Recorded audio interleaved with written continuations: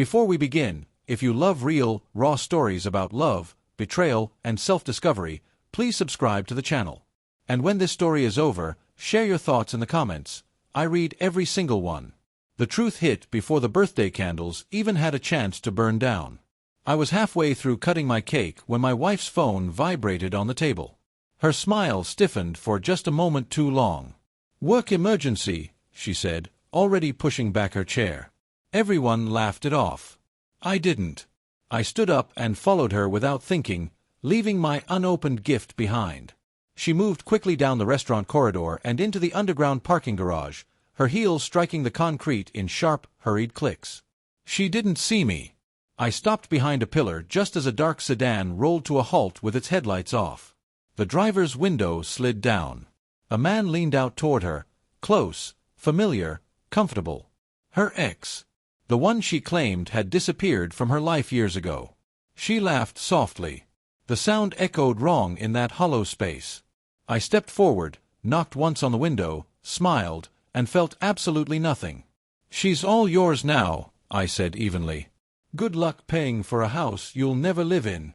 Then I turned around and went back upstairs, leaving them frozen in the silence of my birthday. I returned to the table, apologized for the interruption, and paid the bill while friends joked about candles and getting older. My wife came back a few minutes later, breathless, insisting the call had been stressful. I nodded and made a wish I'd already practiced in my head. I knew everything. Months earlier, I had noticed strange transfers coming out of our joint account. I didn't accuse her. I traced them quietly, methodically. Her ex was drowning in debt, failed refinancing deals stacking up one after another. She thought she was saving him by tying everything to our house. What she didn't understand was the clause buried deep in paperwork she rushed me through signing. Default didn't mean foreclosure. It meant a transfer of ownership. Sole ownership. Mine. I confirmed it with an attorney the week before. That night wasn't discovery. It was timing. Confrontation gives lies room to evolve. Truth waits. I smiled through dessert, knowing gravity had finally lined everything up, and what was heavy was about to fall exactly where it belonged. The fallout started before dawn. Her ex called first, yelling, demanding answers. My wife followed soon after, crying, accusing me of betrayal. I didn't respond. Around noon, the lender contacted him. Missed payments triggered immediate enforcement. The house was seized under conditions he never bothered to read. He showed up in the driveway screaming, waving threats. I handed him the documents. His rage collapsed into confusion. It had never been his house. It wasn't even hers. Police escorted him away. She arrived minutes later, frantic, begging. I told her calmly that I knew about the affair, the money, the meetings. I waited because truth works best when it's recorded. She asked how long I'd known. I said, "Long enough." By evening, detectives were calling. Loan fraud. Fake income statements. Forged co-signatures. They wanted statements. I gave them everything, clean, complete, unemotional. Justice doesn't need theatrics. It needs evidence, patience, and the moment when silence becomes heavier than consequences. 2 days later, the shock shifted direction. Detectives returned, not for him, but for her. She wasn't arrested that day, but questioned for hours.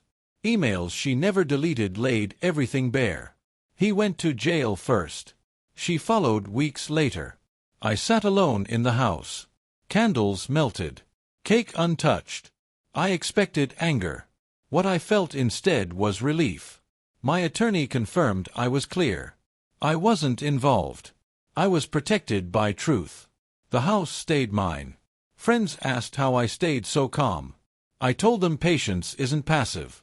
It's controlled restraint. It's knowing when silence becomes leverage. Watching everything collapse felt unreal, like observing a controlled demolition from a safe distance. The structure had been hollow long before it fell. I didn't push it.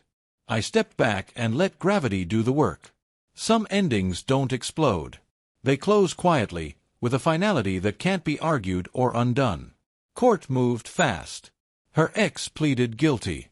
She fought briefly, then folded. The divorce finalized without speeches or apologies. I kept the house and later sold it for a profit. I thought that was the end. I was wrong. During sentencing, the judge referenced a sealed report filed months before my birthday, an anonymous tip about suspicious late-night activity in the parking garage. It wasn't from me. A parking attendant had noticed patterns, the same cars, the same exchanges, documents changing hands. He reported it. Everything was already in motion before I followed her that night. I wasn't the architect. I was the final confirmation. That realization stunned me. My moment wasn't revenge.